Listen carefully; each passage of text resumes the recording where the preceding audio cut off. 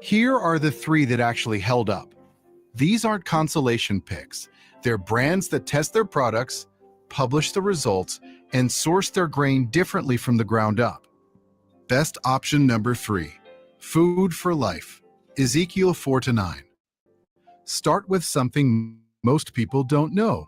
There is no flour in Ezekiel bread. None. Food for Life sprouts 6 organic whole grains and legumes: wheat, barley, millet, lentils, soybeans, and spelt, then bakes them slowly at controlled temperatures to preserve nutritional density. This isn't a reformulated industrial loaf with better marketing. It's a fundamentally different process. Food for Life carries the biochecked non-glyphosate certified seal. This certification doesn't verify a process, it verifies a result. Glyphosate residues in the finished product are undetectable at the laboratory's detection limit. That's the standard every brand on the avoid list should be held to, and isn't. Ezekiel bread scores approximately 36 on the glycemic index. White bread typically scores 70 or higher. For anyone managing blood sugar, that's a meaningful difference. Not a minor one. The ingredient list has 11 items, all recognizable as food. No added sugar, no preservatives, no dough conditioners, no compounds with construction applications. Food for Life has been family-owned and baking in Corona, California since 1964. No multinational acquisition, at least not yet. One honest preparation. The texture is nothing like the breads on the avoid list. Dense, chewy, hearty. Most people find it best toasted. Look for it in the freezer section, not the bread aisle. Without preservatives, this loaf molds at room temperature. That's not a flaw. That's proof you're holding actual food. Exactly. Bread should not have a 4 to 6 week shelf life. If you sit bread out, real bread that's baked with natural ingredients, it's going to mold in a few days. Yep. It should mold in a few days. If it doesn't, it's like it has a lot of preservatives in it for shelf life. You were saying something, my brother? Yeah, that's just like that McDonald's hamburger that lasted about 15 years or some shit. You know what I'm talking about? Yes, sir. I actually showed that on the first Merchants of Death. I actually showed that on the first one. They had, that McDonald's set that McDonald's sandwich out for like a year or so, and it didn't change the shape, form of anything, brother. It just looked exactly the same. You're not supposed to eat that, brother. You know what? I think I got a new name for that stuff. Yes, sir. What is that? I heard have you ever heard of Franken food? Yeah, I did. You on point, brother. I did a stream called Franken Steak. Okay. What the name? The new name of? I'm sorry. Dealing with the fake steak, the what you call those meats that did with the computerized meats, and what my man was doing. What's his name? Bill Gates. Making meat. Call it Frankensteak. I did it right, but 3 weeks. The new name I'm talking about. You know what I'm saying? Because we know Frankensteaks. You know what I'm saying? They Frankenstein and shit. But what about embalming food? Well, that's actually a good analogy. That's a good analogy. I'm not mad at that at all, brother. Embalming food. Because they showed, I think it was Arnold's. It was Arnold's bread, brother. Arnold's supposed to be one of the more expensive, supposed to be one of the more healthier breads.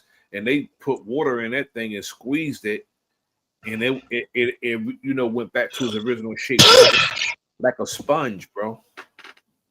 No doubt. Hey, Hey, yo, check it out, everybody, man. I went in and shared this on my channel and stuff. Everybody, if y'all not tuned in or subscribe to the Enemies Public, man, please do so. You'll see me over here as well as other brothers, and they put in good work, man. You know what I'm saying? So do yourself a favor and hit the subscribe button and the like button if you'd like. Yes, sir. Yes, sir. I appreciate it, my brother. I appreciate it. Let's go.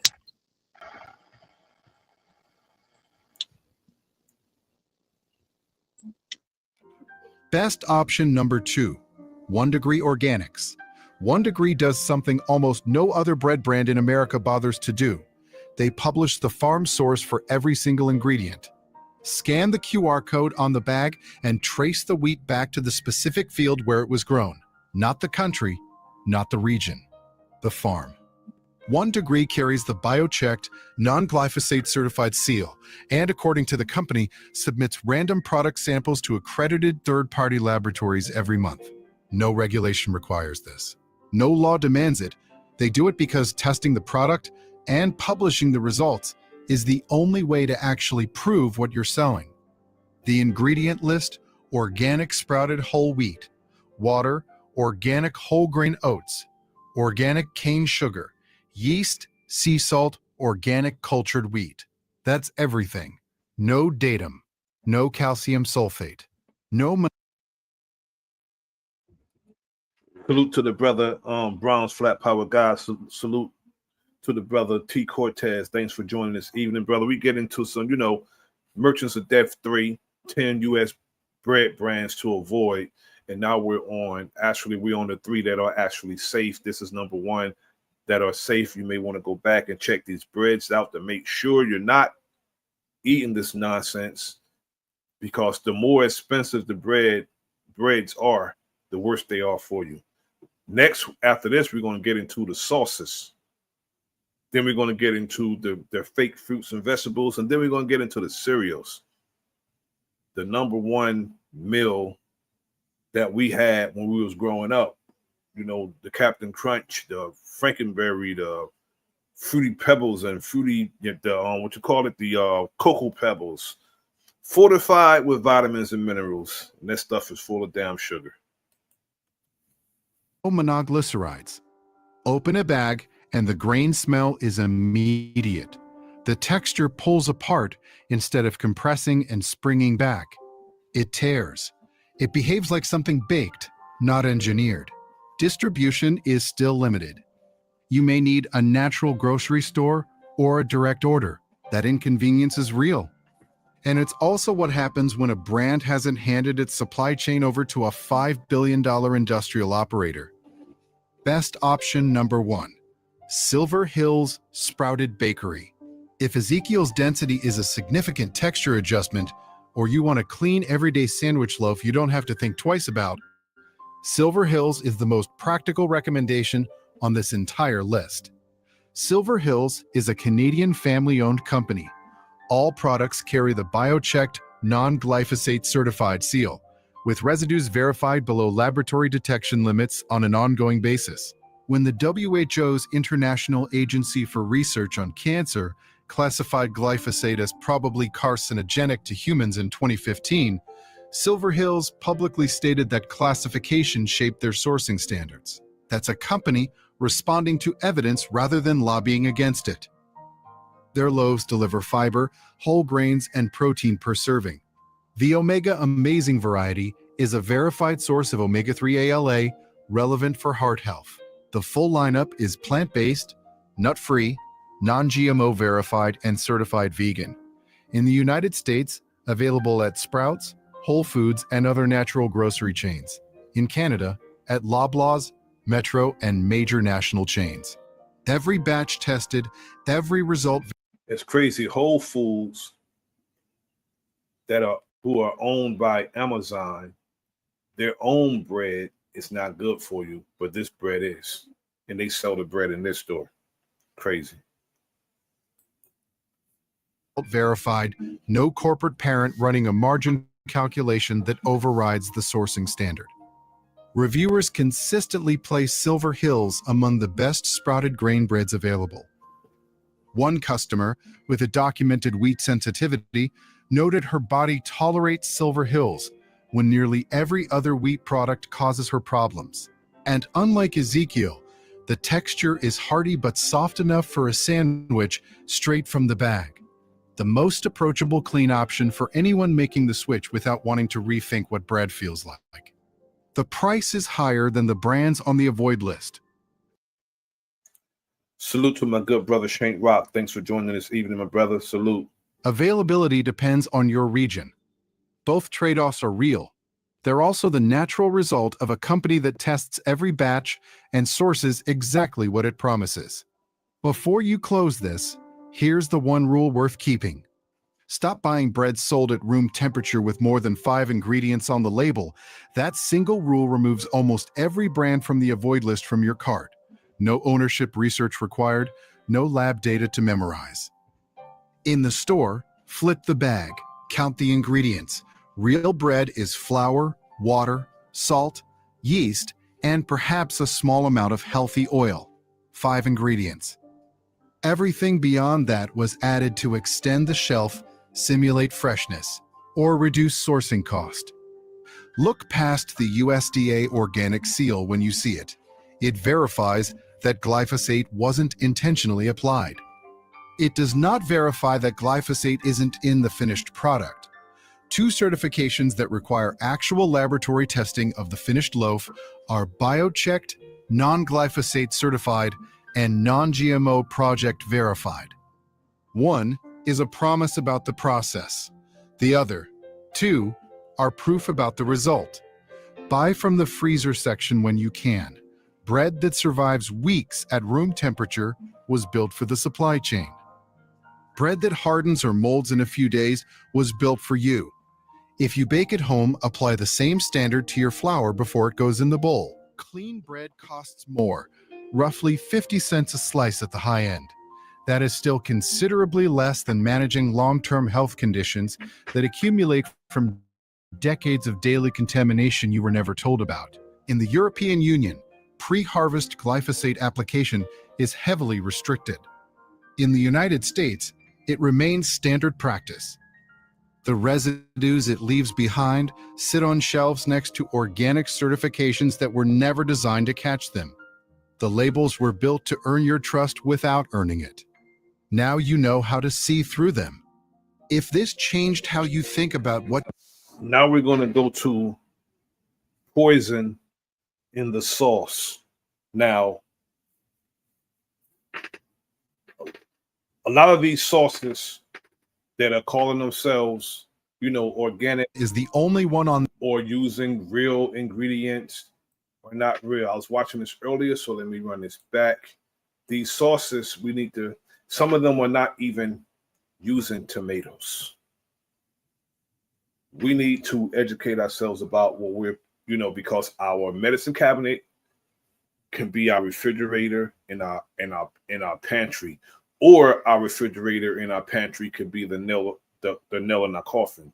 We have to decide which one we want them to be. So that's why I do these Merchants of Death programs, and this is like the 3rd installment. I did Merchants of Death 1, 2, and 3, and I did Frankensteak, and I think I need to do a few more of those to let our people know that what we're eating is not, is being produced by greedy people. And a lot of this stuff is for shelf life, and they're also selling you containers. But what's in the container serves to our detriment. So let us check out the sauces. 5 pasta sauce aisle is one of the biggest deceptions in your grocery store. Right now, contain almost no real tomatoes. And the scary part, some of them cost $10 a jar. The pasta sauce aisle is one of the biggest deceptions in your entire grocery store. Every single jar promises Italy. Every label shows sun-ripened tomatoes and rustic kitchens. But flip it over and read the ingredients, and a completely different story starts. Modified food starch, added sugar, soybean oil, something called natural flavor that legally means almost nothing. Today we're exposing 5 brands you should put straight back on the shelf, counting down to the worst offender. a sauce that's been America's #1 for over 40 years, while using ingredients that exist only to fake what real tomatoes were supposed to do. Then we're revealing 5 brands that actually have real tomatoes in. These are not made by cooks, chefs.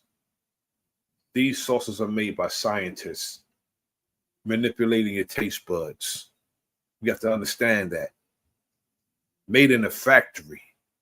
And these ingredients are not authentic. They're not, again, not even real tomatoes, but they're calling it tomato sauce. Inside.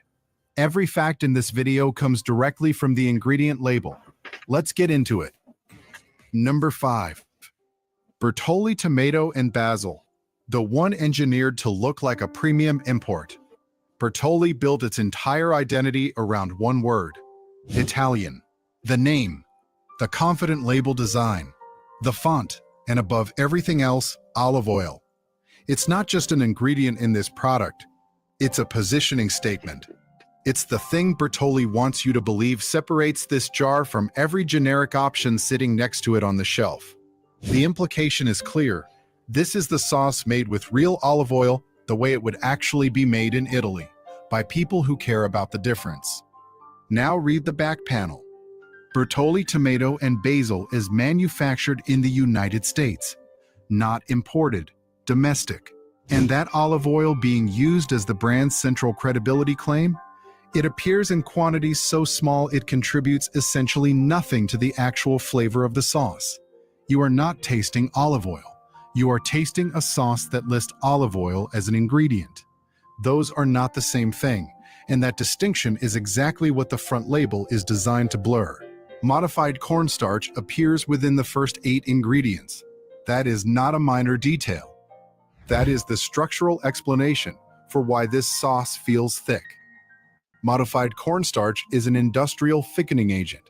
It's in this formula because the tomato base alone doesn't have enough body to feel like a real sauce.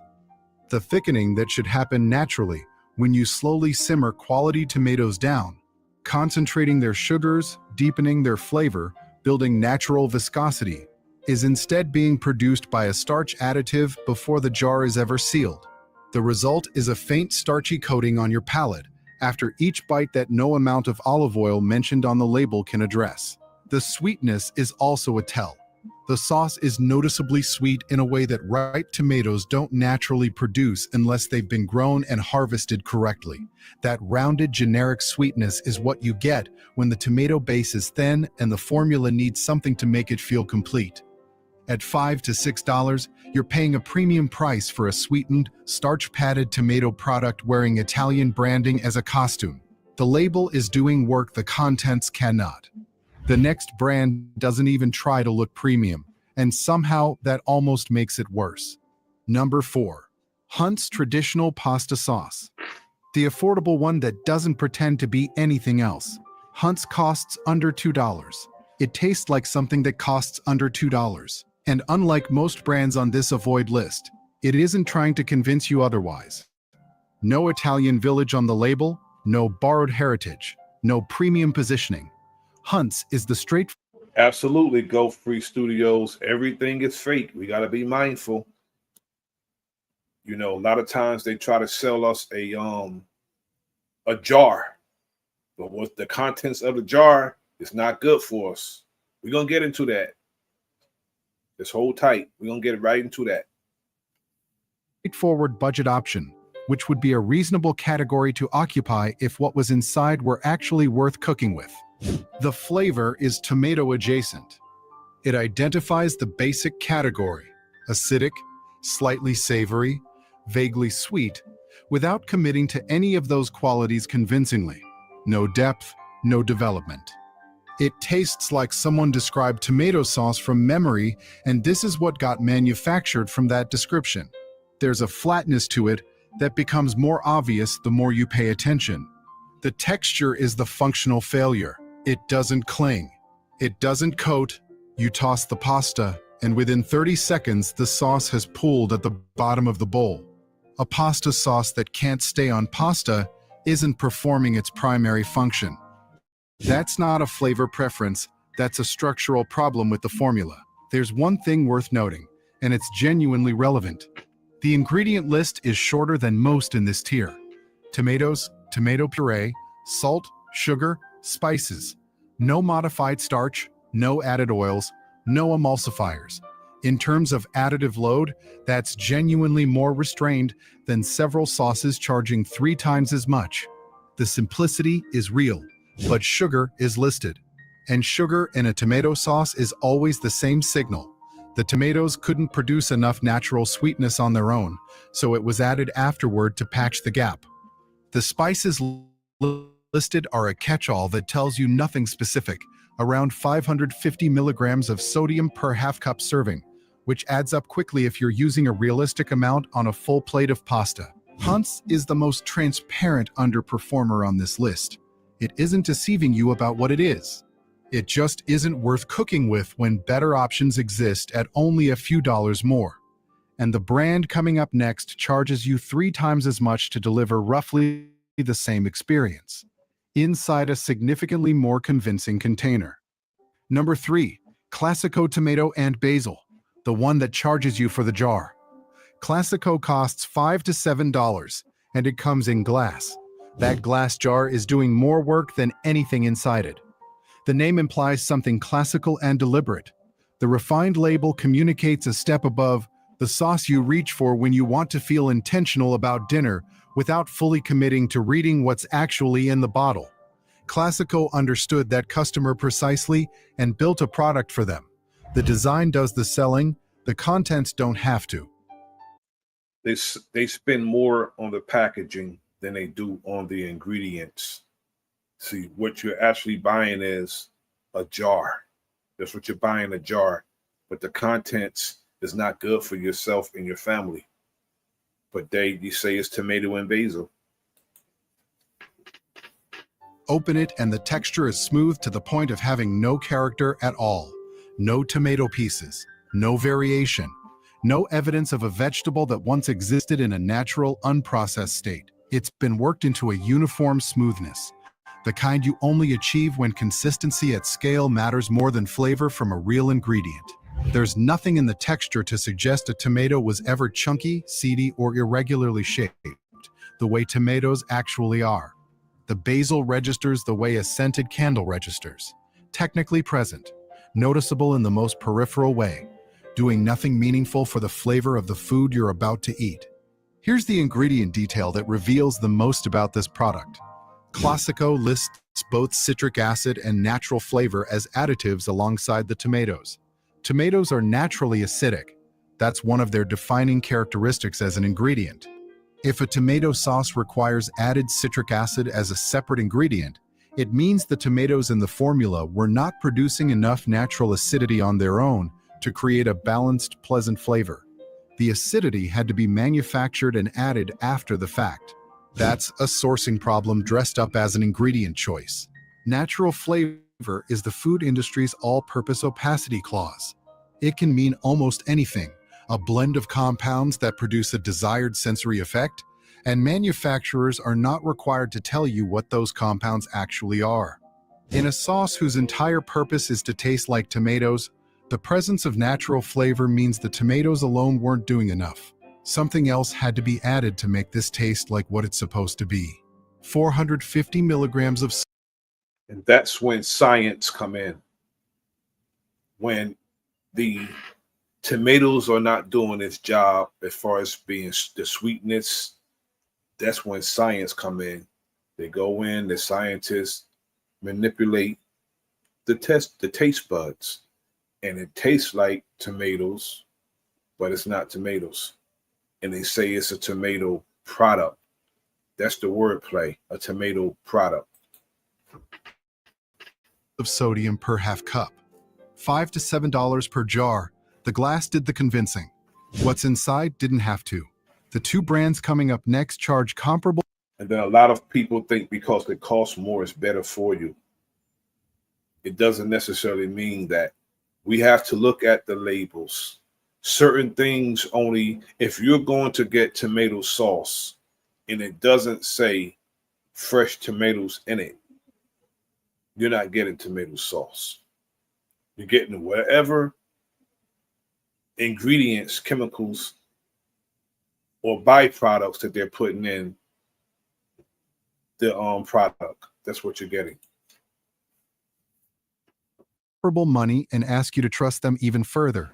And the ingredient list is where that trust begins to fall apart. 3 down, 2 more on the avoid list. Then we get into the 5 actually worth buying.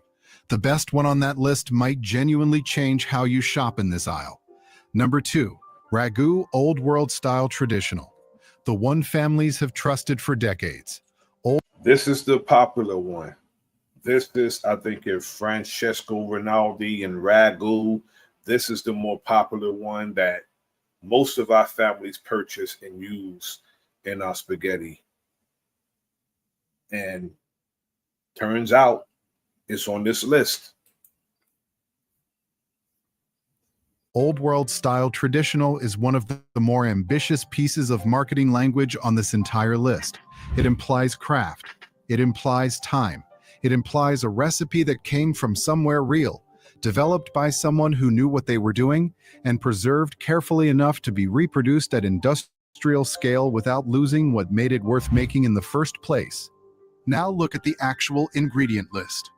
Tomato puree, water, soybean oil, salt, sugar, dehydrated onions, citric acid, spice, natural flavor. The soybean oil is the tell. Oil doesn't belong in pasta sauce. It's in this formula for one specific reason. The tomato to water ratio isn't substantial enough on its own to feel like a real sauce. Without added oil to create body, what's left would be too thin to function as something you'd willingly put on pasta. So instead of sourcing better tomatoes that could carry their own weight, this formula adds soybean oil to simulate a richness the base ingredient genuinely doesn't possess. You are eating oil emulsified tomato water that has been seasoned to smell and look like something Italian. The flavor structure confirms exactly that.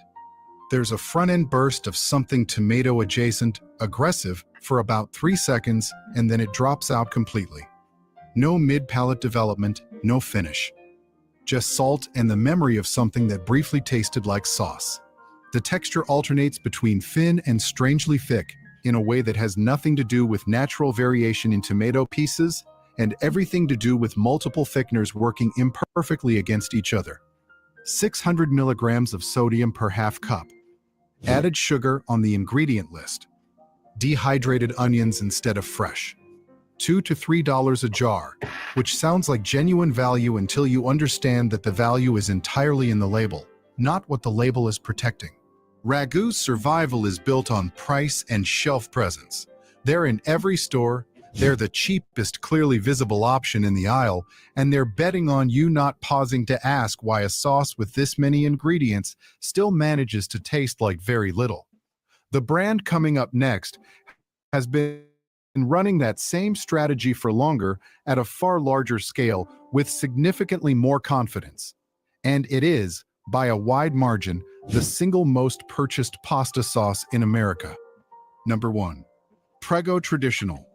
The one that's been in your life since before you were making your own grocery decisions.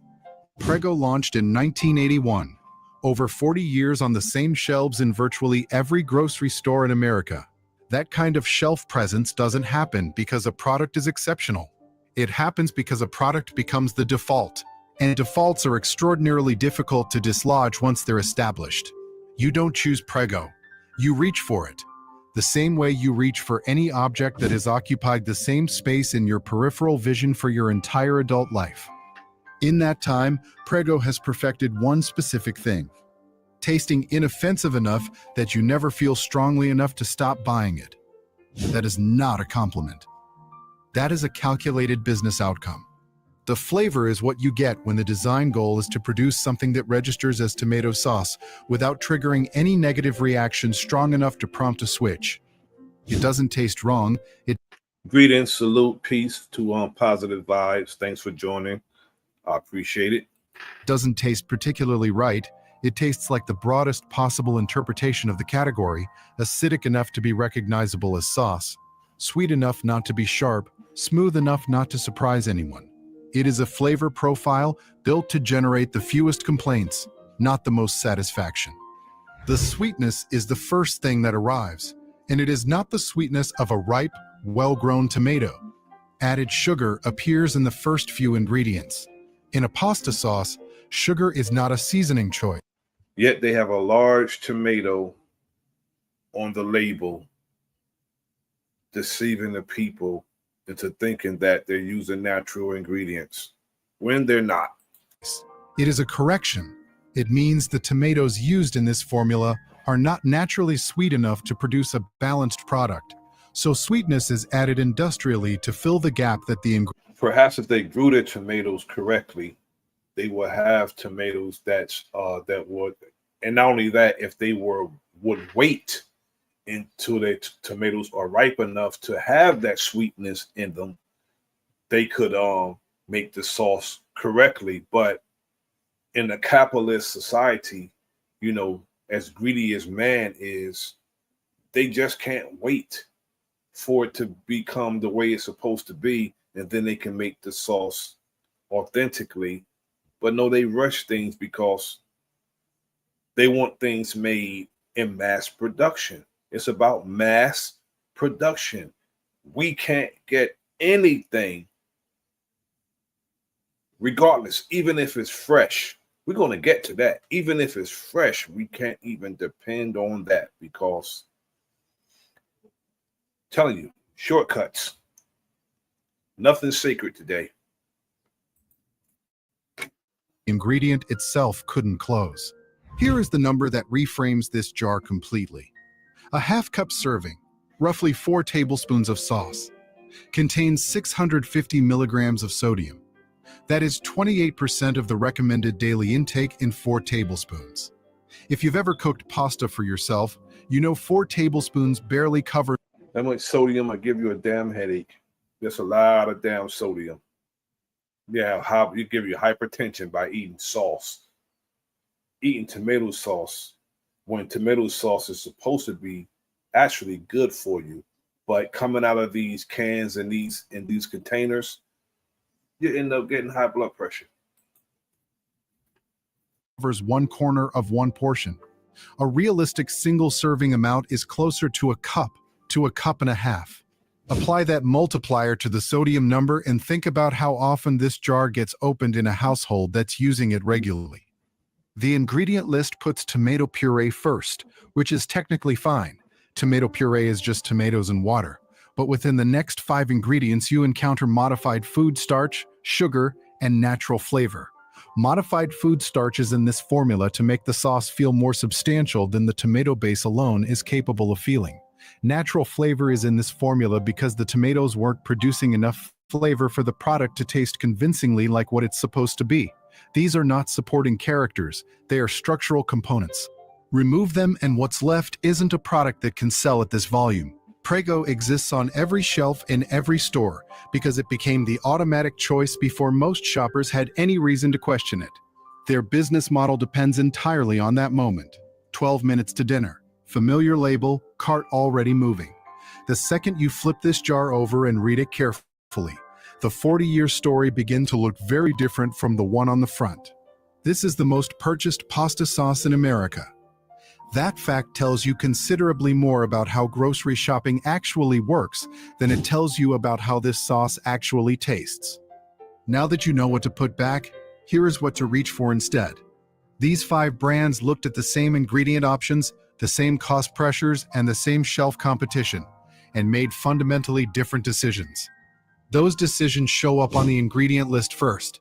They show up on the plate immediately after. Best option number 3. Muir Glen Organic Tomato Basil. The clean mid-price choice. That proves the $5 tier doesn't have to mean compromise. Muir Glen grows its tomatoes in California's Sacramento Valley. That is the entire pitch. No borrowed Italian mythology. No invented grandmother. No village illustration on the label. Just tomatoes from a specific named place, grown using organic farming practices, processed without a chemistry intervention to make them taste like something they aren't. The texture is the first difference you notice, and it's immediately meaningful. Visible tomato pieces, chunks that confirm a real vegetable was involved and wasn't processed into anonymity. natural variation in consistency that happens when you don't over-homogenize the base ingredient. It moves and behaves the way food made from real ingredients actually behaves, which sounds like a low bar until you've spent time with the avoid list and understood how consistently that bar goes uncleared. The basil is herbal, present, and integrated into the sauce, rather than announced on top of it. It behaves the way basil actually behaves when it's genuinely part of the recipe from the beginning, not dried and added at the end as a label qualifier. The full ingredient list: organic tomatoes, organic tomato puree, organic extra virgin olive oil, organic onion, sea salt, organic garlic, organic basil, organic black pepper, citric acid. 9 ingredients. Every one of them is identifiable as a real food except the citric acid, which in this context is being used for preservation in a jarred product, a legitimate and common application. Critically, it is not here to artificially sharpen a flavor the tomatoes were supposed to produce and didn't. That distinction separates this use of citric acid from what you saw in the Classico formula. 310 milligrams of sodium per half cup. The lowest sodium count of anything on the avoid list and competitive with everything in the best section. $5 to $7. The exact same price range as Classico and Bertolli. Identical price point. Completely different contents and completely different ingredient logic. The gap isn't explained by packaging, it's explained entirely by what went into the jar. What comes next shows what this same clean approach looks like when a brand pushes every element of it further. If this breakdown is useful, if you found a jar on the avoid list you've been buying without realizing what was in it, a quick like helps this kind of investigation reach more people. Takes 1 second. Best option number 2. Rao's homemade marinara, the one that changed what jarred sauce was allowed to be. Rao's gets talked about constantly. I've used this brand before. Rao's. I've used this before. For once in the jarred sauce category, the attention is proportionate to what's actually in the jar. This isn't a brand that became popular through aggressive marketing or wide distribution. It became talked about because people opened it, tasted it, and couldn't explain why it was so different from everything else on the shelf. The ingredient list is the explanation. This is a sauce that tastes cooked, not manufactured, not assembled from components and stabilized for shelf life. Cooked, with visible evidence of the decisions made during that process. The texture is loose and genuinely uneven. Olive oil sits on the surface. Tomato pieces very... Yes, sir.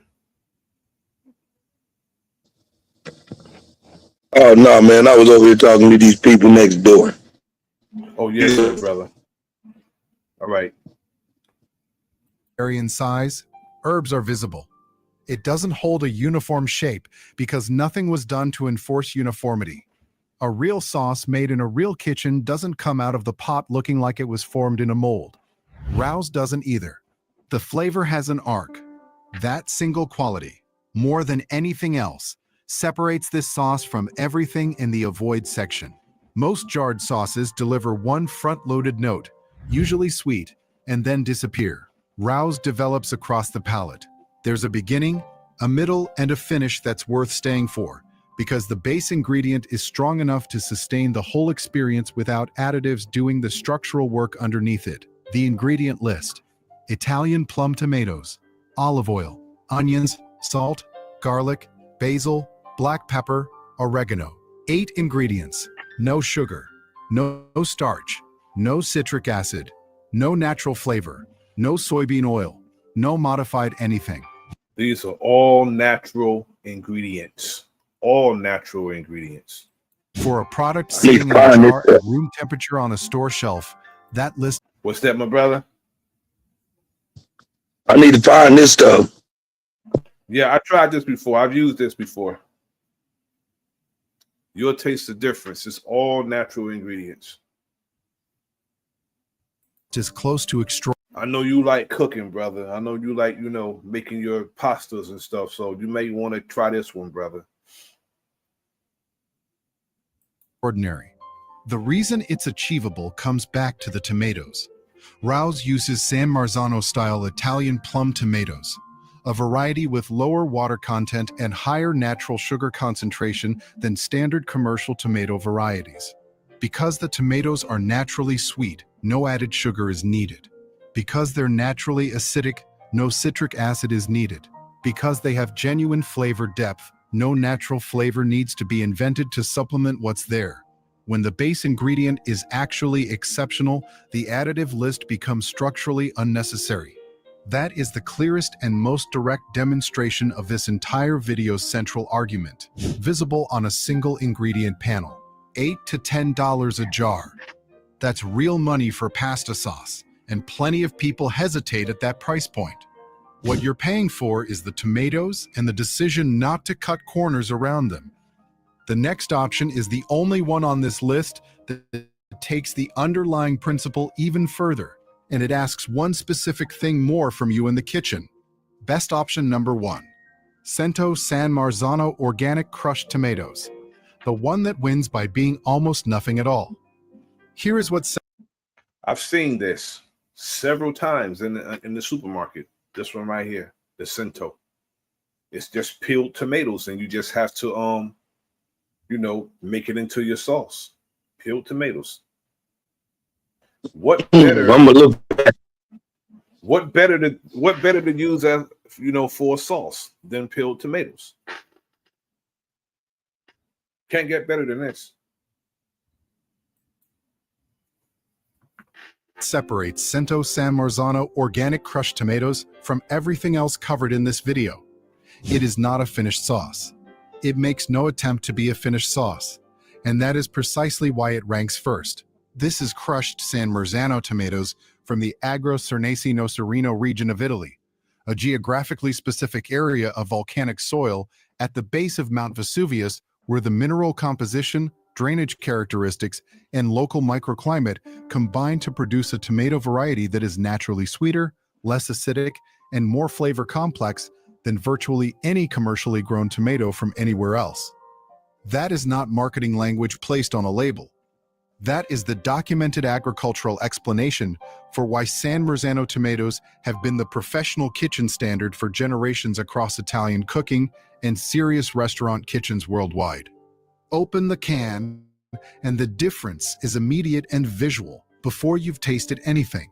The liquid is a clear, bright red, not the murky, opaque color that comes from tomatoes that have been over-processed, diluted, or blended beyond recognition.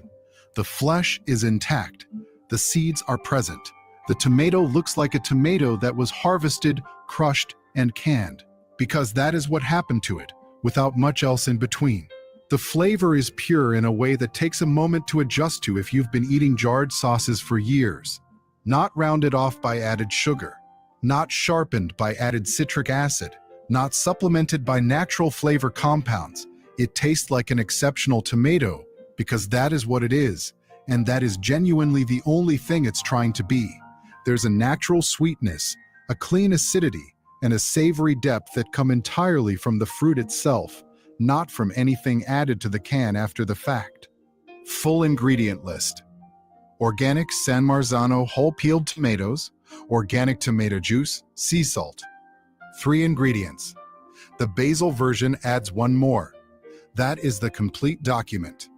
No starch, no sugar, no citric acid, no natural flavor, no oil added to simulate richness the tomatoes don't actually have. Nothing in this can that isn't supposed to be here. $5 to $7 for a 28-ounce can. Around 260 milligrams of sodium per half cup, the lowest number at any point in this video, across either list. And one more piece of information that separates this from every other claim in that aisle. DOP certification, Denominazione di Origine Protetta, a protected designation of origin that is not a marketing phrase. It is a legal classification enforced by the Italian government requiring independent verification that these tomatoes come from that specific geographic region and meet specific documented production standards. If those standards aren't maintained, the certification is revoked. The label has to change. That external accountability, the kind that has real consequences, exists nowhere else in this comparison. The honest trade-off is straightforward and worth stating clearly. This is not a pour and serve product. You will finish it yourself. Garlic and olive oil in a pan, crushed tomatoes added, 20 minutes of simmering, seasoning adjusted to your preference as it reduces. That is more work than unscrewing a jar and pouring. What you get at the end is a pasta sauce you controlled entirely from the beginning, built on a 3-ingredient base using tomatoes grown in the most suitable place on earth for growing them, with an ingredient list you could read aloud in under 10 seconds. Cento is number one not because it does everything for you. It's number one because it gives you the best possible starting material and then steps aside completely. Here's what this investigation actually comes down to. The pasta sauce aisle is designed around one goal, preventing you from reading the back of the jar before it goes in the cart. Every design This is why they have these fancy font and the labels, and they'll sell you a jar. They have the nice jar, and you buy the jar, you pick it up, don't even read it, and you think that you're getting the better sauce because you're paying more for it, when it's not necessarily the truth. Decision on every bottle. The colors, the names, the imagery, the evocative words like homemade and traditional and old world and vine ripened exist to generate enough front label confidence that the ingredient panel never gets consulted. You feel like you already know what's in there. That feeling is the product. That strategy has worked for decades, and especially if this is your introduction to spaghetti sauce and tomato sauces. If these are your introductions to it, you're used to it, you're not going to know the difference from a authentic sauce. You just go by what you're used to eating. Unless you go by Tony Soprano's spot, you know what I'm saying? They be having some good sauces. They call it the ragu, the gravy. Yes, sir. And this is the one we have on the screen. It's one of the worst. I know. I grew up on it, unfortunately. Yes, sir. Hey, man, I'm gonna have to get on out of here, man. I just got through cutting this grass, man. I'm sweating like a hoe in church, man. Yes, sir. I'll be back in just a moment, bro. All right, my brother. at scale across hundreds of millions of purchases for every brand in the avoid section. The brands on that avoid list, Bertolli, Hunt's, Classico, Ragu, Prego, aren't on every shelf because they make a superior product. They're there because they got there first, they stayed familiar, and the gap between what the front label promises and what the ingredient list actually delivers has never been made visible at the moment of purchase. At checkout, familiarity wins almost every time. We're going to move on from this. We're going to get into the fruits and vegetables. Fake food. We're going to get into that. And, you know, it's ridiculous. Head to any grocery store. Common fruits and vegetables you didn't know were man-made. And you'll see rows and rows of food products with labels reading organic and all natural. But a lot of things we eat today and recognize as all natural or organic food were actually human inventions. That's right. This week on Weird History Food, we're talking about all the fruits and vegetables you never realized were man-made. But before we get started, go ahead and subscribe to the Weird History Food channel and let us know in the comments what other surprising food histories. Video courtesy of Weird History Food, fair use. You'd like to see. Okay, get ready to unlearn everything you thought you knew about nature's bounty. As a kid, the phrase "eat your greens" may as well have been engineered by evil mid-century ad consultants trying to ruin American dinner time. Turns out, that's only half wrong. The engineered part is extremely accurate. All these vegetables come from the same plant in the Brassicaceae family. Like a blonde family in a George R.R. Martin saga, these varied vegetables are actually the result of I'm not trying to ruin anyone's dinner, anyone's meal, but I'm just trying to educate us because I'm learning this as you're learning this. These are common fruits and vegetables you didn't know were man-made.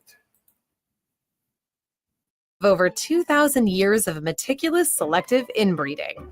Also, like the Targaryens, the results were mixed. Lots of hits, but also a ton of man-made invasive species after millennia of farmers trying to play God. Those years of genetic mutation eventually gave us all the variants with the biggest leaves, kale, the biggest flower clusters, broccoli, and the biggest what the fucks, a toss-up between wasabi and canola. Somewhere in this timeline, Brussels sprouts were the Frankenstein result of someone messing too much with a cabbage. As much as we enjoy a good marzipan, there's plenty to fear from the humble almond.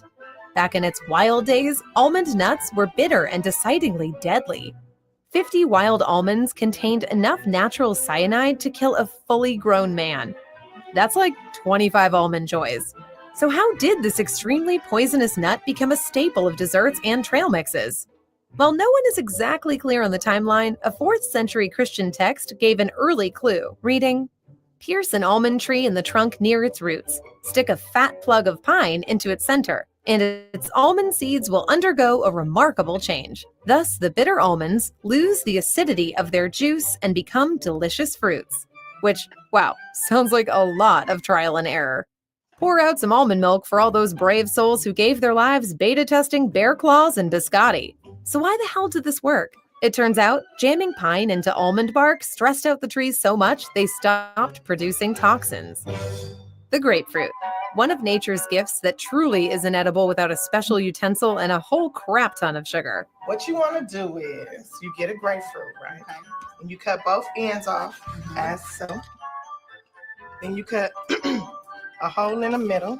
And it only exists due to sheer laziness. Millions of years ago, there was only one type of citrus plant. But then it ate from the tree of knowledge or something and got split into the big three: citron, pomelo, and mandarin. This tangy trio could only be found in Asia until Europeans started coming through in the 1600s. They grabbed the citrus trees with their grubby mitts and replanted them in the West Indies.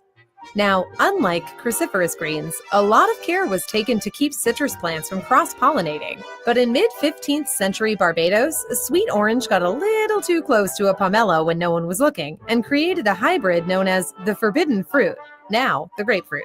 Even though grapefruits technically came into existence in spite of human intervention, modern ruby red grapefruits are the result of tinkering.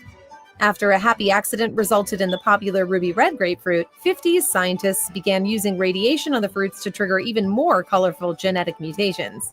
Today's grapefruit are basically the X-Men of the citrus family, just without the cool jet and superpowers, are often thought to be tropical fruits. In fact, the variety most of us are familiar with today came from none other than jolly old England, via a 19th century gardener of the Chatsworth House named Joseph Paxton. Now, bananas existed to this point, but they bore more of a resemblance to plantains, which have more of a potato vibe going on. Old Joe knew he had something special on his hands. Taking extreme care, he nurtured his exotic fruit until it produced 100 bananas by 1835. In honor of its origins, the He more than likely stole this. When I hear these stories, I automatically think of theft. fruit was dubbed the Cavendish banana, after the family name of the Duke and Duchess living in Chatsworth, where Paxton worked. Carrots are known for their orangeness, but did you know that they used to be a totally different hue? The wild carrot plant actually has white taproots. It wasn't till the year 900, when humans started domesticating them, that taproots began turning purple and yellow. A 6th century Constantinople copy of the 1st century Greek physician Dioscorides' Pharmacopoeia, De Materia Medica, is the first record of someone suggesting that anyone eat the roots of these weird weeds. Carrots made their way to Spain by the 8th century, and by the 10th century, India, Asia, and Europe were all... We're going to move on from that one. We're going to go to fake foods. We're going to move on from this one. Their history is irking my nerves because automatically apples. Flave City fam, what is up? It is Bobby coming at you from the grocery store, about to show you the top 10 fake foods you're buying every day. And I think we'll have to go to 2 stores because I don't think Walmart carries sushi, which is the fakest food of all. You'll be surprised, from sushi, coffee, tea, spices, cheese. You're buying fake food every single day, and that's a serious problem. And I'll tell you also not only how to talk over a pickup truck, but how to avoid those fake foods in the grocery store. Before we go do our deal, like, subscribe, share, my friend. The only way the channel keeps growing is by you spreading that Flave City love. Okay, let's not Video courtesy of Bobby Parrish. Fair use. Fair use. get run over and go shopping. They didn't have any sushi at Walmart, but many grocery stores have them. And I'm sorry to say that sushi is one of the fakest foods in the country. If you order at a restaurant, if you order in, you're most likely getting fake sushi. In fact, there was a study done a few years ago in New York City. They ordered sushi from every single restaurant, and 100% came back fake. It's called fish swapping. You order one type of fish, and you get a cheaper one that's usually not only cheaper, but worse for you. One of the biggest offenders is something called white tuna. I don't see it here. This is ahi tuna. But if you've ever ordered super white tuna, there's no such thing as white tuna. It's actually a South American fish called escalar that's way cheaper and is known to cause gastrointestinal issues. Don't order that. I also have issues with a lot of salmon, because all salmon from any sushi place is almost always going to be farmed salmon. Farmed salmon can vary in quality depending on where you get it, and some farming practices can be really, really bad. The thing is, the smaller it is and the more minced up it is, the more mystery it could be. So if you're going to eat sushi, you want to get bigger pieces like this. And even something like this, I know that's tuna, but tuna to me is a big fish, generally older, tends to be a high mercury, high heavy metal fish. The only one that rated 100% accurate was Nobu, but Nobu is ungodly expensive. Unless you know of a small local place that has a really high quality sushi and they know where they get it, you're getting fake sushi, you're paying top dollar for it, and it usually is a much cheaper fish than you ordered. You may have heard me say in the past never to buy or give your kids these kinds of juices. That's because they're from concentrate and they're highly pasteurized, and I'll tell you why that's bad. But also, a lot of these apple juice concentrates, including ones you know. Salute to my good brother, the comrade, Key Norfolk. Thanks for joining this evening, my brother. Good to see you. And love are from sources you might not know, like, here we go. It's very hard to see, and they do that on purpose. Concentrate from USA, Poland, and China, which is very, very surprising. But actually, China supplies 90% of the apple juice concentrate to the world. And the problem with that is that China has a lot of issues with quality. Number one, there was like 6 or 7 years ago, they were caught using apples that were rotten and spoiled. But China... That is not good apple juice either, that Mott's. That is not good. I tried it before. I took one sip of it. That is not good. Chinese farming is not regulated like it is here in the States, meaning they can use sewer water for the farming. Oftentimes the farmland and the soil is tainted with heavy metals, which can raise stuff like lead and arsenic. You want to avoid that kind of stuff, and you don't want to give your kids anything but apple juice concentrate from China. The funny thing is, if you go to this brand right here, the Great Value Walmart brand, this is actually not from concentrate, which is what you want, and it's made here with 100% US grown apples. This is something I still wouldn't give my kid because it's highly pasteurized, but at least it's not from concentrate. It's from the good old USA. And even other brands here, it's just super weird. I mean, this one here is from Argentina, Chile, Turkey, or Ukraine. So while it might not have the same problems as China, try to find USA apple juice. And better yet, I'd get something that was not highly pasteurized. I would get something cold pressed or fresh. It's going to have more living nutrients in there. A lot of folks ask me what I think about greens powders like these. I did a lot of research about them because I wanted to incorporate them in my diet. And by far, this is the best one. You probably see me using it on Instagram all the time. It's the Laird Superfood Prebiotic Daily Greens. It beats the pants out of anyone on the market. Laird's been working with the channel now for over a year, and they have something called the Daily Ritual that just launched this week on their website. And I created a Flave City Bobby bundle for the Daily Ritual, and it has the greens powder. It has peely nuts, which if you don't know about them, they are the highest fat, lowest carb nut in the world. Brad and I think they taste like crispy butter. They're crazy. The protein powder that's plant-based on my bundle. Insta-Fuel and hot cocoa. Plus, it's 15% off when you click my link in the description box and you subscribe. You can always change your subscription status later on, and they have a free gift when you spend $60 or more. Everything Laird does is fantastic. It is the opposite of fake food. It's about as real as they get. Check them out. Get my bundle, or if you don't feel like getting the bundle, at least try the Daily Greens powder. That stuff is literally a game changer. If you're buying your Parmesan cheese in the green tube we all grew up with, I would stop. In case you don't know, number one, this is not real Parmesan cheese. At least they say this is Italian style. This one here says Parmesan. It's not Parmesan. I'll tell you why in a second. But more importantly, the shelf-stable grated cheese like this that call Parmesan have two filler ingredients that could be really annoying. Number one, Thank you for joining this evening. That's what I heard years ago. There was actually sawdust in some of these Parmesan cheeses. powdered cellulose is sawdust. It's pure wood dust. And they put it in there to prevent caking. The same reason they probably put the rice flour in there as an anti-caking agent. He just said it. As I said it, he just said, let me run that back a little bit. Sawdust in the damn Parmesan cheese. Same reason they probably put the rice flour in there as an anti-caking agent. You can actually legally put up to 8 or 10% of anti-caking agents like cellulose in there.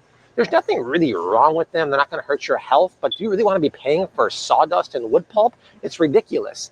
And also, Parmesan cheese technically is only Parmigiano Reggiano from Italy. In England, if you say the word Parmesan, it only means Parmigiano Reggiano from Italy. So this technically isn't Parmesan cheese. And if you go down to the refrigerator case down there too, the Parmesans you're getting have to be from Parma, Italy, with the dimples on the outside of the wax. Otherwise, they're technically not Parmesan. But more importantly, don't buy this stuff. The flavor is inferior, and do you really want to eat wood pulp? Wow, wow, wee, wow. Are you kidding me? They actually have real deal, authentic cinnamon sticks here. And I'll tell you why I can tell that. But the bad news is that you and me are guilty of buying fake cinnamon. There's two kinds of cinnamon. There's Ceylon cinnamon, the real deal one, and cassia cinnamon. That's what most of the cinnamon is at the store. And it's cheaper and it's inferior. And the problem is, it's almost impossible to tell the two apart, especially when you buy something like this.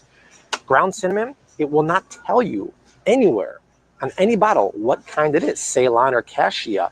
The way to tell it apart is looking at the cinnamon sticks. And this one right here, which has a ton of stuff on this aisle, this is real deal Ceylon. You can tell because the cinnamon stick has many, many layers or thin paper layers of cinnamon. That's real deal Ceylon. Where if you look at here, the kind that I have at home, this is cassia. See how it's way more thick and tough? It doesn't have the layers. This is the fake stuff. Now, here's the deal. It's not necessarily bad for you, right? If you eat a lot of cinnamon, it can be, but you don't have to worry about that. But it's inferior. So what I would do is go to a good quality spice shop, ask them if they have Ceylon, and then you can buy ground fresh cinnamon instead of getting the cheaper alternative of cassia at the store. But are you kidding me? Walmart, good for you for having real deal cinnamon sticks made from Ceylon. Shocking.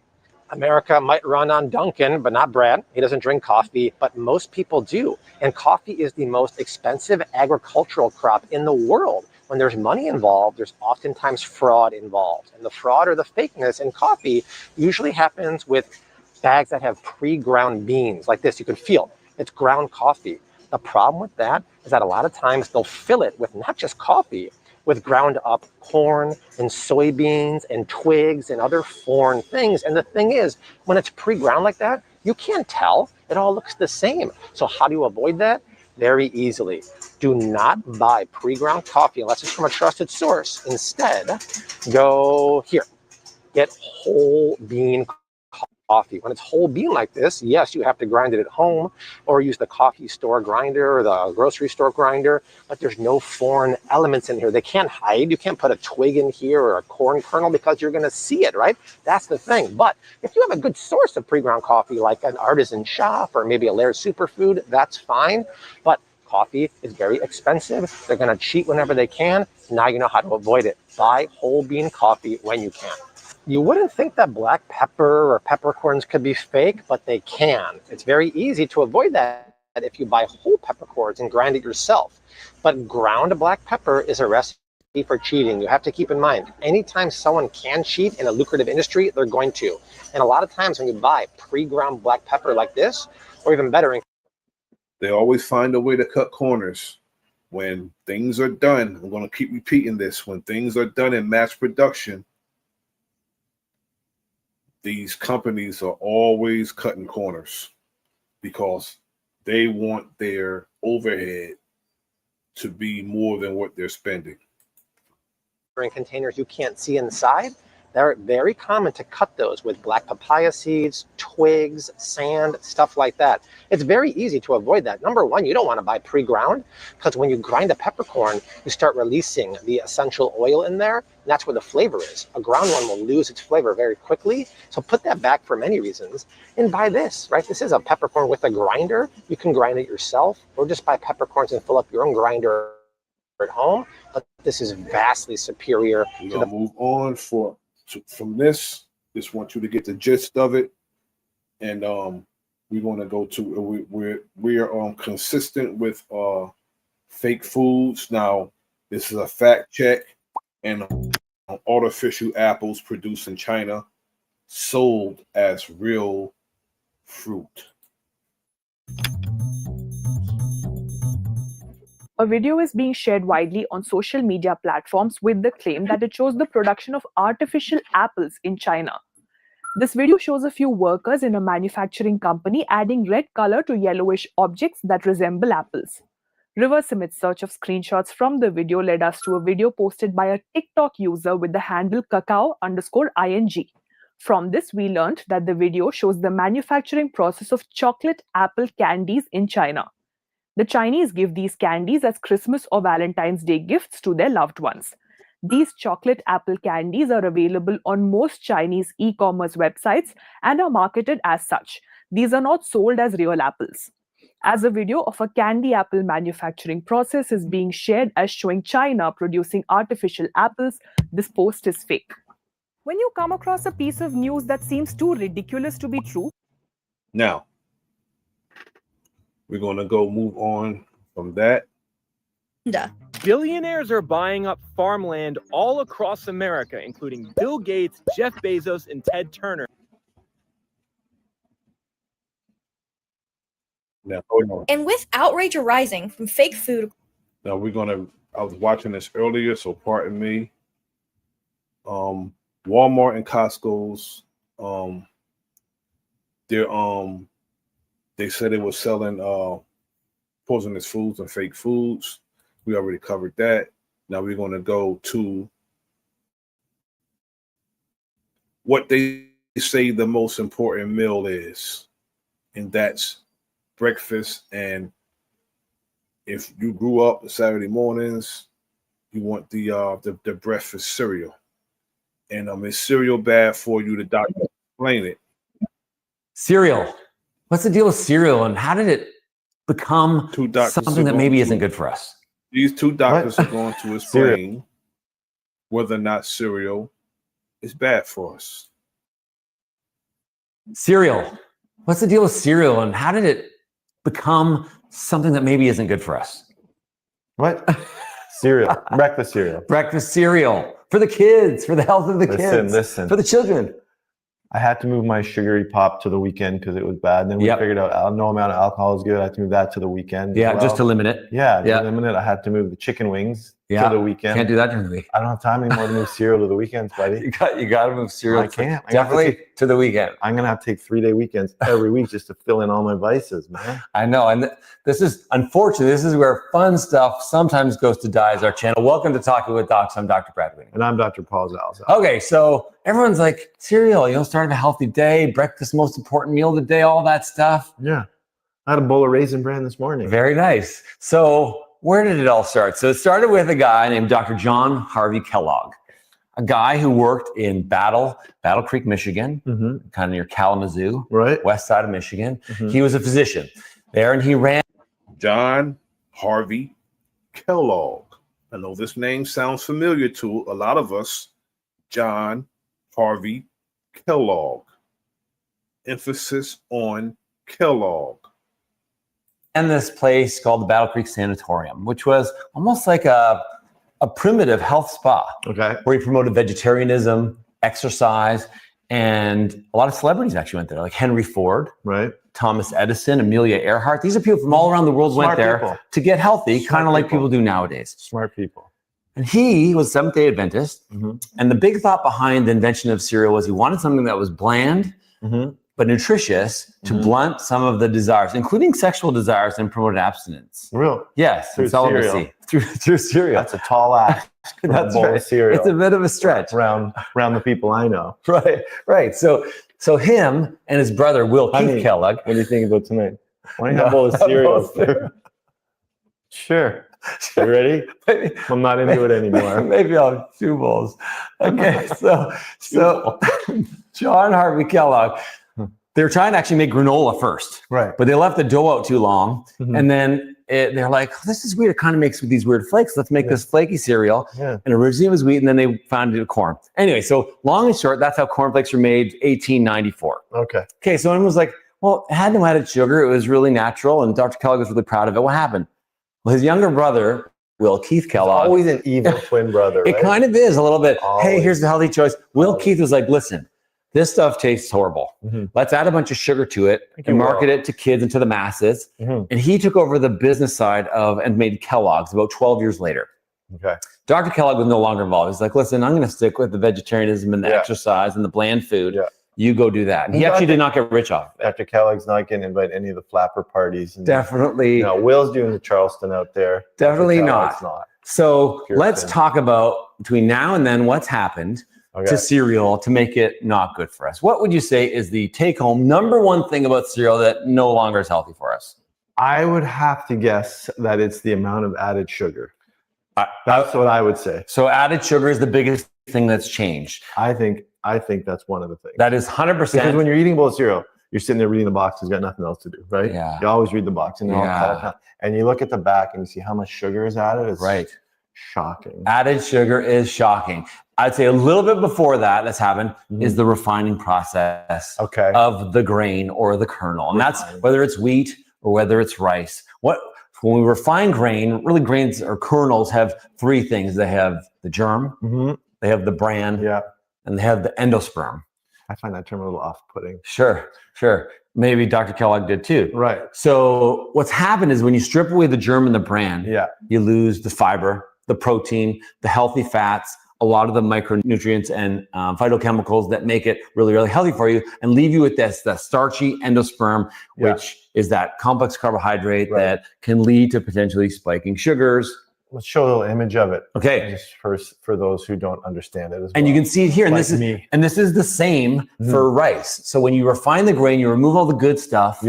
And you're left with just the carb. Because the fiber is in the bran. The bran is the outer shell. That has a lot of the fiber content. Yes. Which we talked about before and how important that is. Yes. And this is, I think, also why people who are not fans of grains don't like grains. They don't like refined grains. I think that if they knew kind of how whole grains worked, they probably would like whole grains. They just wouldn't like refined grains. And for good reason. Refined grains are not good for us. Okay, so we said added sugar. So what else did they do to cereal to kind of make it not so nice? Well, they added color. They added other things to enhance the taste. A lot of chemicals. Yeah, chemicals, taste enhancers, things to improve the longevity of the cereal. Right. And generally things that have... See, these came out, like you said, between World War I, World War II-ish. Industrial Revolution, a little bit before that, which enabled us to do this on a mass scale. Absolutely. To refine these grains. And so that the knowledge at the time is different than the knowledge now. So we can't really get that angry with them because adding the chemicals, adding the sugar, and then the other artificial ingredients, and they slap a fortified with vitamins and minerals label on it. But if you go back and you read the nutritional facts, you're not going to find that breakfast cereal. You're not going to find it's good for any of us, and it's not. Because FDA didn't know, we didn't have the means to do the clinical studies to see that some of the stuff was bad for you. Agree, even with things like dyes. So like we know things like red dye number 40 and yellow dye number 5 and 6 have been directly linked to And this is targeting the children because the cereals look very festive with the colors and everything. So when the children see it, and especially if you have an animated cartoon or some type of mascot, you know, saying that the cereal is good for you. Like, for instance, Kellogg used Tony the Tiger, and they use that you know, with Fruit Loops, they use I forgot what animal they use, you know, follow your nose. I remember that commercial back when I was growing up. And you know, and Post cereal, that's not Kellogg's, but Post, they actually use the Flintstones. So that's the way they get us. That's where they got us as we were growing up, and that's the way that I get the children of today with colors. Hyperactivity and aggravating ADHD. So there's good scientific evidence that this is bad for us. They didn't know that before. Yeah, like they're sitting there smoking a cigarette, eating a bowl of cereal. Well, this cereal's not good for me. That's right. But this is the #1 choice of cigarettes amongst doctors. This is the best brand. Just like that. We didn't know that back then. We didn't know that. Yeah. The other thing that's interesting about refined grains is that it's not really regulated. Did you know how much whole grain do you think you have to have in your box of cereal to have the word whole grain on your box? Ooh, that's a good quiz question. I would say I'm going to be cynical and guess 10%. So there is actually no amount. Really? So you have to have some, but it could be as low as 1%. Unless you say 100% whole grain, you can say whole grain, have 1% whole grains, 99% refined grains, and you can put whole grain on the box. So I would advise you, if you're looking at a cereal box, look at the ingredients. Okay. If it does not say whole early on in the ingredients, it probably is refined grains. Okay. So after added color and taste, the one thing that we talked about before is the glycemic index. So when you remove the protein and you remove the fat, this reduces your satiety. So after your meal, you're not going to feel full. No. You're going to have that sugary rush. So the glycemic index goes way up and then comes crashing back down. Glycemic index is just a measure of how spike your sugar gets after you eat something. Right, compared to pure sugar. And some of the sugar, so pure sugar is like 100, and there are some cereals that rank up in the 80s and the mid 80s. Right. Like that's how sugary they are. Right. And the idea is if you have a high fiber food with the sugar, your glycemic index goes down because the fiber affects the transit time and the absorption of the sugar. And same with a complex carbohydrate as opposed to a refined or simple carb. It still takes time to break it down, so it doesn't go up quite as quickly. Right. And so these added sugars are simple. This video is courtesy of Talking with Docs. Talking with Docs. Fair use. Carbohydrates that are added. Right. And when you remove all that other stuff in refined grains, that's what causes that glycemic index to be really high. Right. So we talked about the colors, we talked about the taste, we talked about the preservatives. The other thing is something called the extrusion process. So sometimes in order to preserve shelf life and to make things like instant and easily cooked and taste good quickly, they put it under very high heat, very high pressure. Yeah. Also, this allows us to shape them into things like little oats. Little circles, little flakes. It allows it to be more manageable in the manufacturing. Put the fun in the cereal. But this is also not good for it because it extracts a lot of the good stuff. It's similar to plastic manufacturing. It kind of is. Yeah. And then the last thing I would say is added vitamins and minerals. A lot of people are like, well, isn't that good? Well, yes, it's better than not having them there, but it would be better if they were in their natural form where they're more bioavailable and you could use them more efficiently. And the reason they have to add these back is because they strip them all out in the refining process. So the refining process is really like throwing out the baby with the bathwater. Yeah. Which is a weird term. It's weird. And for that to happen at some point in history. That was a husband for sure. For sure. You have to hear, go dump this out. Where's the baby? No, it's like, hey, where's Timmy? I was just giving him a bath a minute. You idiot. I think. How am I going to tell the other 7 children? Right? I think, yeah. So don't throw the baby out with the bathwater. And that's what you're doing when you refine these. Well, the other thing about refined grains is, when they make white flour, they bleach it. You know what they use to bleach it? Things like chlorine gas and benzoyl peroxide. Like that cannot be good for you. Yeah. No, okay. No. So how can denatures a lot of the good nutrients that are in there. How can we advise people to, listen, I just really want some cereal. Yeah. Where can they go to find some decent cereal? Fruit Loops. It's got fruit in it. It's right in the name. It's in the name. No, Fruit Loops actually has, I think, 12 grams of sugar per serving. It's not loops of fruit? It's not loops of fruit. And I would say, even the ones that you think are healthy, things like Special K, it was advocated for a long time in a very... Fruit Loops has 0 fruit in it. Special K used to be advertised as the healthy cereal, and it's just as bad as any other cereal. Special K is. Successful marketing campaign to be low fat. All the cereals are pretty low fat, almost no fat, right? They don't have a lot of fat. So, hey, I'm low fat. Well, guess what? Cereal doesn't have fat in it. Right. But also it's a super refined grain. There's a bunch of added minerals. So it's actually not necessarily good for you. So I'd say not so special. Look for things that are whole. If you wanted to pick one cereal that I would say is the most healthy, would probably be like an organic rolled oat. Like a whole oat that you boil on a pot, and then you add like some cinnamon or some nuts, or if you wanted something sweet, maybe a little bit of maple syrup. But those instant oatmeals, even those are a trick because the grains have been so refined, so much added sugar. It's just not good for you. And it's funny because I just saw a nurse that was coming in here. I said, hey, we're doing a video about cereal. And she was like, people always make the face when we do videos because like, cereal's not good for me. And I'm like, people, you mean me. Yeah. But people in the hall are like, what? Now cereal? Why are you going after cereal? Move it to the weekend. I'm like, I'm not going after cereal. We're just letting people know that cereal is not good for you. And it's probably not good for your kids. Oh, the kids' cereal is harmful. Right? Yeah. Oh, well, the dyes. There is some. The dyes, the sugar crash, the lack of satiety. And what they did very intentionally in the middle of this last century is they had mascots like the toucan, like Tony the Tiger, like the colorful commercials. It was like a cartoon. They're great. You know, say exactly. The toucan was Fruit Loops, Tony the Tiger, Sugar Frosted Flakes, and then of course you had the Flintstones and other cartoons.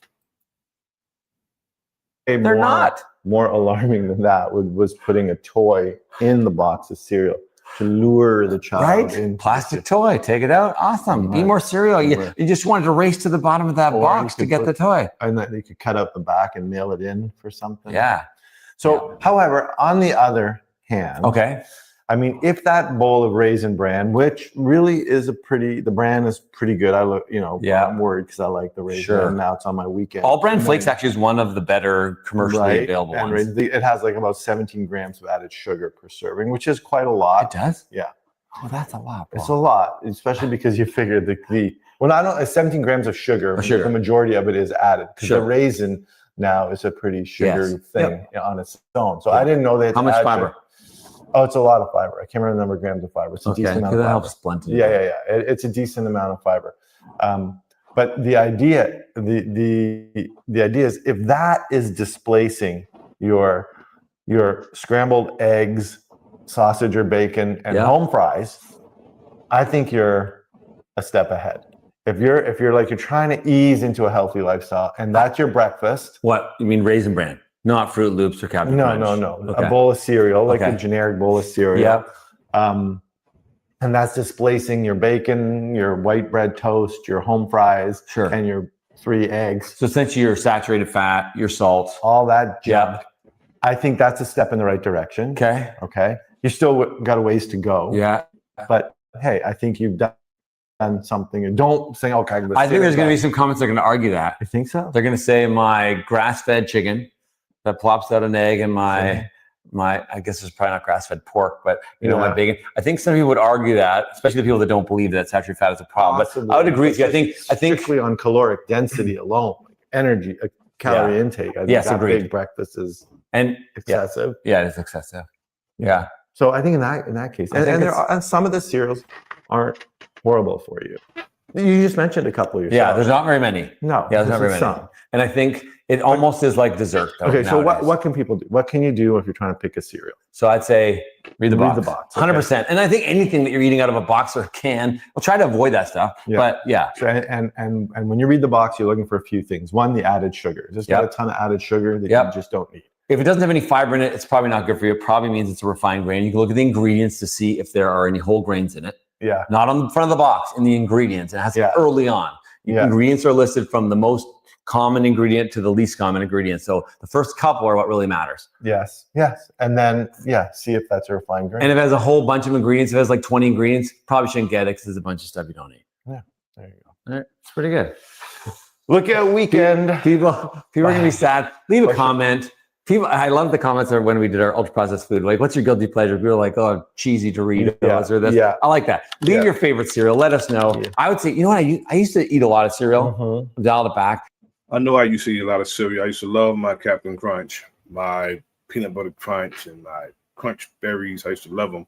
But we're gonna land here with this, and I'm just gonna tell our people we need to read the labels of everything we eat, and be mindful that just because something says that is organic or that it's good for us, it may not necessarily be good for us.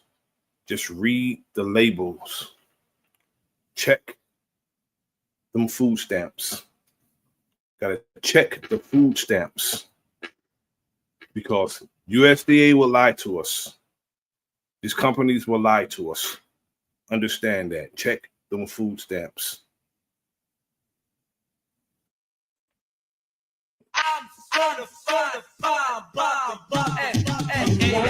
Don't just eat, better watch them food stamps. They feeding poison to the poor, check them food stamps. FDA cooking lies, USDA give the stamp. If it don't kill you quick, they call it safe for camp. I'm talking red 40, yellow 6, high fructose in the mix. MSG with the twist, that's the chemical fix. You think you buying dinner, but you buying a trick. They got $1 billion industry that's making us sick.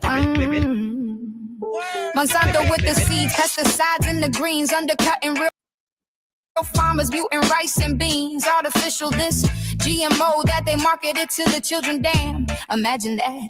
From the cereal aisle to them corner store wraps, they lace it with addiction and call it a snack. Every commercial got you humming the song, got you loving your demise. Better open your eyes. Food stamp poison, can't you see? They're feeding lies to you and me.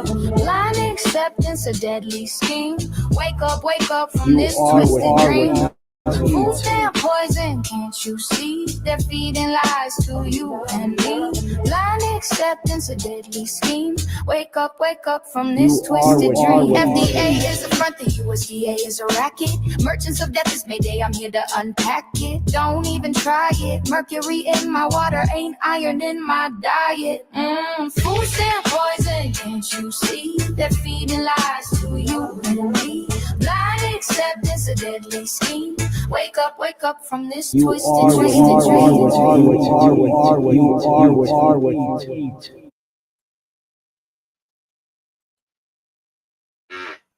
I want to thank everybody for joining me this evening. I hope that this information is enlightening and pertinent to our health. I just wanted to show us this and learn, while this is this stuff is playing, because I'm learning this myself. As I was playing this, I was learning at the same time. And hope they prepared. Salute. The Cocoa Feather. Salute. I appreciate it. Thank you for joining.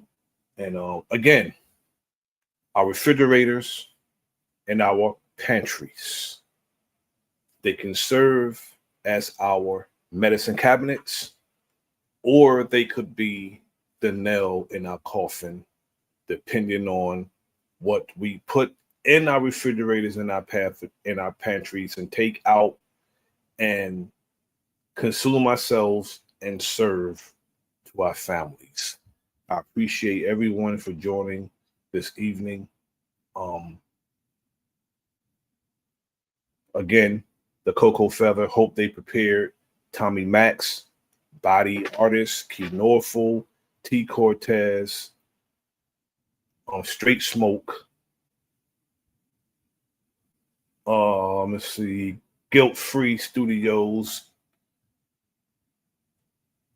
Positive Vibes, Milestone Thoughts, Boot Camp, Telephone Records, my brother Shank Rock. Let's see, DJ Cuddy. I appreciate you all for joining this evening. Thankful to my wife. She's part of what makes this happen. And thank you all for joining me this evening. Until next time, I leave you as I came before you, in the greeting words of peace. Like, share, subscribe. Leave a comment in the comment section. Share the stream. Until next time, peace.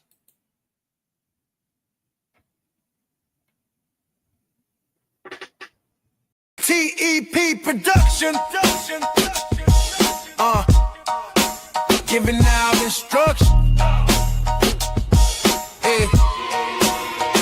I just keep it intact, this is a fact, right and exact, I won't step back. Admiration is the feeling that inspires your brain to make you gain self-knowledge, not go insane. I'm Satan's antagonist, acknowledge what I speak. I cannot be duplicated cause I'm born unique. Brother Kareem told me if I want it, I gotta take it. Kareem told me if we need it, we gotta make it. Nasir just said stand up and be a man. You're planning to fail if you fail to plan. Keep your circle tight, know your plight, fight with all your might, study hard, stay in shape and everything will be alright. This beat is slapping before I make it happen. I just wanna ask, may I rise higher with fire, may brighter than may sharp lines, may climb and rhyme and may timing like sirens, may my thoughts may spray as I sway, may play with the day, may each bar may spark from the dark, may making the arc, may I shift, may gifted with riffs, may lifted no myth, may move clean, smooth in between, may carving out the scene, may words guide my glide as the tide, may ride on the inside, may minds free, may deep in the key, may shape in the sea, may I shine, may prime in my rhyme, may throw in the sign, may break norms, may storms in the rare form, may lightning is born.